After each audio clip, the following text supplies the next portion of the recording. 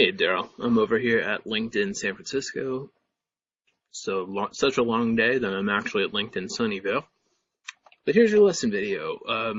The most important thing is that you take a couple seconds to get into good starting position rather than wrestling what you were doing back into good starting position. Main factors, and this is the same stuff a lot of people do, bro. We want to have the guitar at a right angle, plus or minus, maybe like this, but what you've been doing is holding the guitar up while doing this so you can see. And that works for like I'm playing chords, but there's any number of things. Like when you tried to play a major scale and it was all like that. Yeah, so not so much. And if you can just spend a couple seconds, I'm sure I attached the how to hold your guitar video to this as well. But, just a couple seconds to make sure everything's cool. And then that couple seconds will become 1 second, and then you won't even have to process that part consciously. All right. I'm pretty sure that we talked about, some things like when we're playing bar chords or things with reaches on it, we're in classical thumb position, which we can, if you play a minor bar chord, you'll probably go to it, or you'll more likely want your thumb up here. Not so much. We want it here. And the way we get out in front of the instrument is by letting our wrist drop here, not by getting our elbow out here, which was a product of when the guitar is like this. It's like, oh, what's up with my elbow status. So, yeah, bar chords are a good example of stuff we do in classical position, as well as anything that's 4-finger playing, like a major scale, rather than all. Let alone that thing you were doing, that's really not workable. So that's the main thing right now. It's just how to hold the guitar and how that affects the phrasings that you've been playing. So when we're playing a blues scale, pentatonic, we want our middle finger, like when you play the blues scale, to always just be moving with your ring finger. It's okay if it touches the string, you might use it too. But when we get to this point in our lives where we might be bending, we're bending with the force of both of these fingers. And my first finger is still on the string too. I'm in thumb over top. We're never meant to bend like this. And I'm rotating my hand a little bit. But I'm in this position. My thumb over top is almost identical to my classical position because I'm not coming all the way over here. My palm isn't up here. My thumb's not off to the side. Doing it in this position just has a lot of unfortunate symptoms where then what happens is, oh no, I gotta correct the guitar's position, but nothing actually changes because you're still holding the guitar the same way. So you gotta square up again, try it again.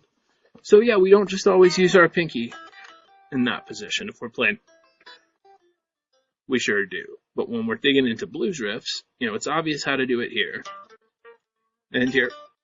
But when we get to this string, we're there. Now that should feel like reach position, but not like hard to reach. If it is feeling hard to reach, chances are your thumb's up too high and or you're in this position again, which you're just going to have to keep riding yourself on. And we're holding the guitar up here 0% of the time. Cool. So, and then just spreading out to here without going, because we might bend, and then we might.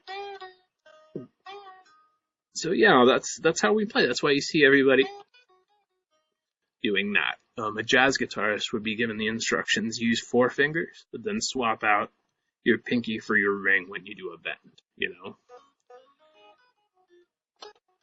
that kind of thing. So yeah, it's like this, and then these 2 fingers move together.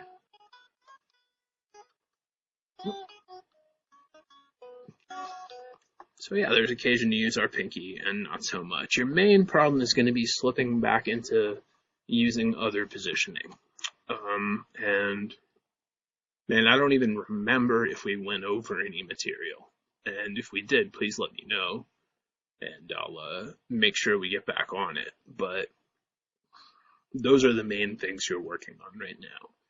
And, the long-term project of how do I improvise is going to just require learning a lot of licks and tricks. And that's what we're seeing is that just getting to a series of notes hardly makes it sound like music on guitar. Everything is very, very nuanced, unless you're playing a really fast run of notes, in which case it's probably nuanced anyway. Nuances like hammer-ons and bends, vibrato, slide, etc. Cool. So that I really do think that if I did introduce any new material to you, my bad if we went over a song, but I'm pretty sure that we kind of just crunched that and talked about bends and so forth.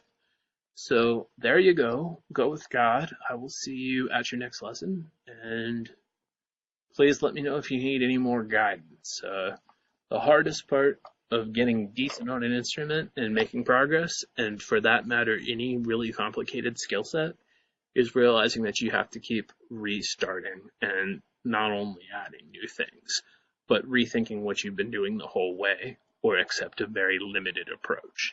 So there's a lot of stuff that you can play the way that you always have, but, you know, a regular 4-finger riff or a bar chord successfully, it just isn't one of them. And yeah, it doesn't just go pinky here or pinky or ring finger. It really depends on what we're doing. Like this, nothing really with space back there, or thumb off to the side. And when we move up the neck, thumb's coming along. It's always like pins here, middle finger approximately. So there you go. Can't emphasize enough that if you get into a weird position and try to wrestle it back, not going to really work out. So my shoulder and elbow are just at rest, like this, comfortably. And, you know, we did the thing where we're just hanging our thumb off of there, not like this, but like this. And that's one position we play in, out in front of the instrument, using this part of my hand too. And same with classical position for bar chords. Bar chords can include your first finger being up a little higher than you'd anticipated. I believe that's the vast majority of what we covered, and I look forward to working with you, man. There it is. Hey, how's it going? I'll be done in like half hour.